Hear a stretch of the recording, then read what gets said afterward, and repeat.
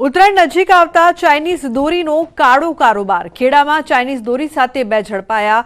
કપડવંજના સાવલી પાટિયા પાસેથી આઈસર ઝડપાયું તો કપડવંજ રૂરલ પોલીસે કરી છે કાર્યવાહી। ₹4.18 લાખના દોરીના 1674 ફિરકા ઝડપાયા।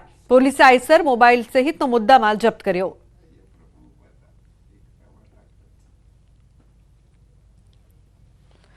સુરતની વરાછા પોલીસે માનવતા મહેકાવી છે। ચક્કર આવતા પડી જતા વૃદ્ધાને પોલીસે કરી મદદ। પોલીસે વૃદ્ધાને ગંતવ્ય સ્થળે પહોંચાડ્યા। મહત્વનું છે કે વૃદ્ધા નોહરની ચાલ ખાતે આવેલી પોસ્ટ ઓફિસમાં પૈસા ઉપાડવા જતા હતા। આ દરમિયાન તે ચક્કર ખાઈને પડી ગયા ત્યારે પોલીસે વૃદ્ધાને ઊભા કરી પોસ્ટ ઓફિસ સુધી પહોંચાડ્યા હતા। પોલીસની કામગીરીને સૌ કોઈએ બિરદાવી છે।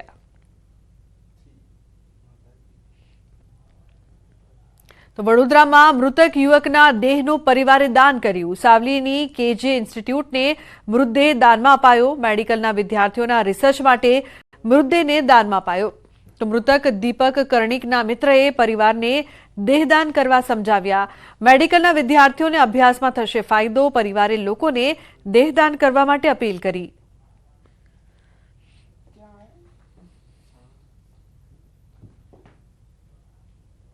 તો બુલેટિનમાં હાલ બસ આટલું જ। તમામ મહત્વપૂર્ણ સમાચાર માટે આપ જોતા રહો ન્યૂઝ 18 ગુજરાતી। નમસ્કાર।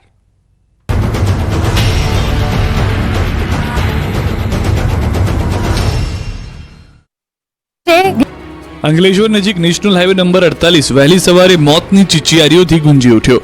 અંકલેશ્વરની વાલિયા ચોકડી નજીક આવેલ આમલખાડીના ઓવરબ્રિજ પર ખાનગી લક્ઝરી બસ અને સરકારી એસટી બસ વચ્ચે અકસ્માત સર્જાયો। અકસ્માત સર્જાતા ખાનગી લક્ઝરી બસ પલટી ગઈ તો એસટી બસ પણ માર્ગની બાજુમાં ઉતરી ગઈ। ખાનગી બસ પલટી જતા બસમાં સવાર મુસાફરો અંદર જ ફસાઈ ગયા। મુસાફરો ફસાતા બચાવની બૂમો પડી। આ અંગેની જાણ આસપાસના સ્થાનિકોને થતા તેઓ મદદ માટે દોડી આવ્યા અને મુસાફરોને બસમાંથી બહાર કાઢ્યા। બનાવની જાણ થતાની સાથે જ પોલીસ કાફલો પણ ઘટના સ્થળે દોડી આવ્યો અને ઇજાગ્રસ્તોને 108 એમ્બ્યુલન્સ સેવાની મદદથી સારવાર અર્થે અંકલેશ્વરની જયાબેન મોદી હોસ્પિટલ ખસેડવામાં આવ્યો। આ બનાવમાં 16 મુસાફરોને નાની મોટી ઈજા પહોંચી તો અકસ્માતના પગલે નેશનલ હાઈવે નંબર 48 પર ટ્રાફિક જામની પરિસ્થિતિનું પણ નિર્માણ થયું। સોસાયટીની બહાર બાળકોને રમવા મૂકી દેતા દરેક માતા પિતા માટે લાલબત્તી સમાન કિસ્સો સુરતમાં બન્યો છે। કાર ચાલકની બેદરકારીથી કાર નીચે બાળક કચડાયો। સુરતના ઓલપાડના અઠોદરા ગામમાં ઘટના બની। અહીં બાળકી પોતાના ઘરના આંગણે રમી રહી હતી ત્યારે પૂરપાટ આવતા કાર ચાલક અરવિંદ વિશ્વકર્માએ જોયા વગર 2.5 વર્ષની બાળકી પર કાર ચડાવી દીધી। કારના તોતિંગ વ્હીલ નીચે માસૂમ બાળકી દબાઈ જતા બાળકીનું મોત થયું। આ અંગેની પરિવારજનોને જાણ થતા બહાર દોડી આવ્યા। બાળકીને માથા પર ગંભીર ઈજા પહોંચતા હોસ્પિટલે ખસેડી હતી પરંતુ મોત થતા પરિવાર શોકમાં ગરકાવ થયો। બાળકીના પરિવારે કાર ચાલક અરવિંદ વિશ્વકર્મા વિરુદ્ધ ફરિયાદ નોંધાવી। સુરતના ડિંડોલીમાં લગ્ન પ્રસંગમાં ફટાકડાની સાથે સાથે એક શખ્સે હવામાં બંદૂકથી ધડાકા કર્યા। જોશમાં હોશ ખોઈ બેઠેલા યુવાને હવામાં ફાયરિંગ કરતા બેને ગોળી વાગી જેથી લગ્ન પ્રસંગ શોકમાં ફેરવાયો। ડિંડોલી પ્રમુખ સર્કલ પાસે આવેલી સાઈ શક્તિ સોસાયટીમાં રાત્રે લગ્ન પ્રસંગે ડીજેનો કાર્યક્રમ ચાલતો હતો। તે દરમિયાન ત્યાં જ રહેતા અને ડેનિશ કેક શોપના નામે કેકની દુકાન ધરાવતા ઉમેશ તિવારીએ પોતાની લાયસન્સવાળી રિવોલ્વરમાંથી હવામાં ફાયરિંગ કર્યું જેથી ડીજેના તાલે ઝૂમતા લોકોમાં સન્નાટો વ્યાપી ગયો। દોડધામ મચી ગઈ। ત્યાં હાજર સંતોષ બધેલ અને અન્ય એક યુવાન વિરેન્દ્ર વિશ્વકર્માને ડાબા પગમાં ઈજા થતા લોકોના ટોળા એકત્ર થઈ ગયા। બંનેને સારવાર માટે હોસ્પિટલ ખસેડવામાં આવ્યા। બનાવ અંગે ઉમેશ તિવારી વિરુદ્ધ સંતોષ બધેલ ડિંડોલી પોલીસ મથકમાં ફરિયાદ નોંધાવતા પોલીસે તપાસ શરૂ કરી છે। શરૂઆતમાં પોલીસને રિવોલ્વર સરખી કરવા જતા અકસ્માતે ફાયરિંગ થયા હોવાનું ફરિયાદે જણાવ્યું હતું। જો કે ઘટનાના સીસીટીવીમાં સ્પષ્ટપણે ઉમેશ તિવારી હવામાં 3 રાઉન્ડ ફાયરિંગ કરતો નજરે ચડે છે। જાહેરમાં છરી કાઢીને ઉભેલો આ શખ્સ ડોન હોય એમ રોફ જમાવી રહ્યો છે। ઘટના રાજકોટના વિરાણી ચોકની છે જ્યાં સ્કૂટર ચાલક અને એક કાર ચાલક વચ્ચે સામાન્ય ટક્કર થઈ। આ જ બાબતને લઈને બંને વચ્ચે બોલાચાલી થઈ। કાર ચાલકે સ્કૂટર ચાલકનો વાંક કાઢ્યો ત્યાં તો એનો પિત્તો ગયો અને સ્કૂટરની ડિક્કીમાંથી ચપ્પુ કાઢીને ધમકી આપવા લાગ્યો। આજકાલ રાજ્યમાં રોડ પર નીકળવું જાણે કે મોતને મુઠ્ઠીમાં લઈને નીકળવા જેવું બની ગયું છે કારણ કે રોડ પર આવા અનેક અસામાજિક તત્વો જાણે કે માથાકૂટ કરવા જ નીકળતા હોય એવો ઘાટ ઘડાયો છે। જો તમે પણ ઘરનું ઘર લેવાનું વિચારી રહ્યા છો તો આ સમાચાર તમારા માટે કામના છે। ઘર, દુકાન કે જમીન ખરીદી આગામી દિવસોમાં મોંઘી થવાની છે સૂચિત જંત્રી દરને લઈને રાજ્યમાં વિરોધ ફાટી નીકળ્યો છે. સામાન્ય લોકોને ઘર જમીન ખરીદવા મોંઘા બનવાના છે.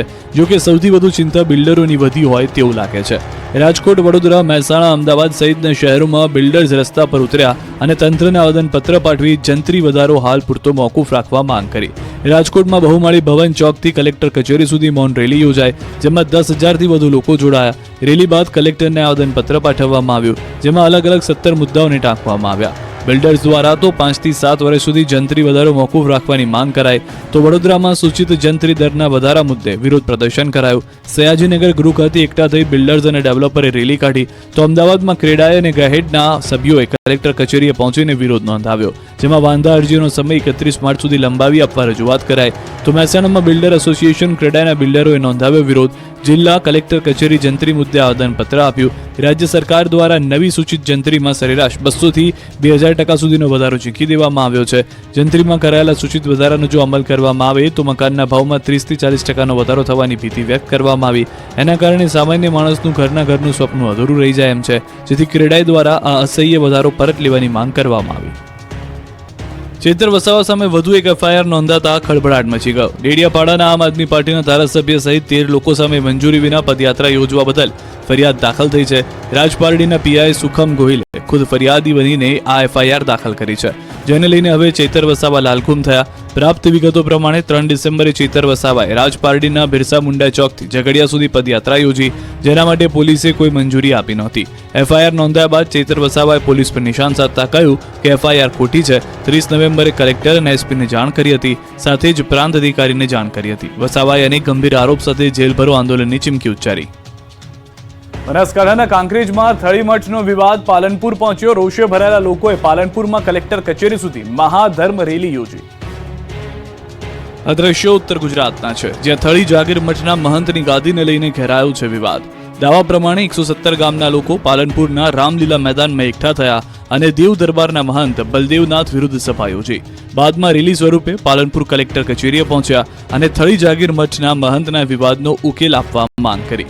આવેદનપત્ર આપ્યા બાદ તમામ લોકો કલેક્ટર કચેરીના પરિસરમાં જ બેસી ગયા અને નિર્ણયની રાહ જોવા લાગ્યા. એવી ચીમકી ઉચ્ચારવામાં આવી કે જ્યાં સુધી સમસ્યાનું સમાધાન નહીં થાય ત્યાં સુધી તેઓ ઘરે નહીં જાય. વાત કંઈક એવી છે કે 19 નવેમ્બરે થળી જાગીર મઠના મહંત જગદીશપુરી દેવલોક પામ્યા. દેવ દરબારના મહંત બળદેવનાથ બાપુ તથા જાગીરદાર સ્ટેટ દ્વારા શંકરપુરી મહારાજને ગુરુગાદી સોંપી દેવાય. આ જ વાતથી આસપાસના 117 ગામના ગ્રામજનો નારાજ થયા. ગ્રામજનોએ શંકરપુરી મહારાજનો મહંત તરીકે સ્વીકાર કર્યો અને કાર્તિકપુરી મહારાજની ચાદર ઉઠાડી, જેના કારણે વિવાદને ઉગ્ર સ્વરૂપ ધારણ થઈ ગયું. કાયદો વ્યવસ્થાની સ્થિતિ કથળે નહીં તે માટે કેટલાય દિવસથી મઠમાં ચુસ્ત પોલીસ બંદોબસ્ત ગોઠવી દેવાયો છે. કાર્તિકપુરી બાપુના સમર્થનના દાવા પ્રમાણે શંકરપુરી મહારાજને પરંપરા નેવે મૂકીને ગાદી સોંપી દેવાય છે. બીજી તરફ શંકરપુરીના સમર્થકોનો દાવો છે કે પરંપરા પ્રમાણે જ ગાદી સોંપવામાં આવી છે, જો કે હવે દશનામ ગોસ્વામી સમાજ દ્વારા વહીવટદાર નિમવા માંગ કરાઈ છે. નમસ્કાર, આપ જોઈ રહ્યા છો ગુજરાતની number 1 news channel news 18 Gujarati. આપણું ગુજરાત સાથે હું છું સિદ્ધાર્થ ધોળકિયા. મહત્વના સમાચારથી કરીએ શરૂઆત. ભરૂચ હાઈવે પર એસટી બસ અને ખાનગી લક્ઝરી બસ વચ્ચે અકસ્માત, 16 ને ઈજા.